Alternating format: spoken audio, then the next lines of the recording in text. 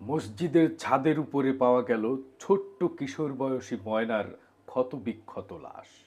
যেহেতু মসজিদের ছাদের উপরে লাশ পাওয়া গেছে, তাই দোষটা ইমাম সাহেবের উপরে চাপিয়ে দেওয়ার ঘৃণ্য ষড়যন্ত্র করা হলো। কারণ শিশুদের উপর অত্যাচার, শিশু ধর্ষণ এই ধরনের অপরাধগুলো হুজুরদের উপরে চাপিয়ে দিলে মানুষ সহজেই বিশ্বাস করে নেয়।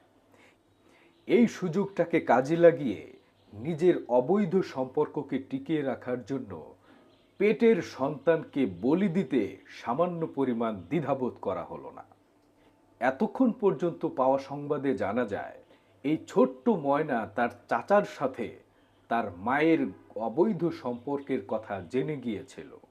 ময়নার মায়ের অবৈধ সম্পর্ককে টিকিয়ে রাখার জন্যে সেই রাস্তা থেকে কাঁটা সরিয়ে দেওয়ার জন্যই নিজের মেয়েকে হত্যা করে।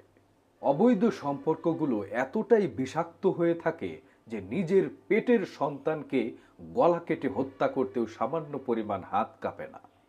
অবৈধ সম্পর্ক গড়ে তোলার সময় অবশ্যই মনে রাখবেন, সত্য কখনো গোপন থাকে না। আজ হোক অথবা কাল সেটা বেরিয়ে আসবেই।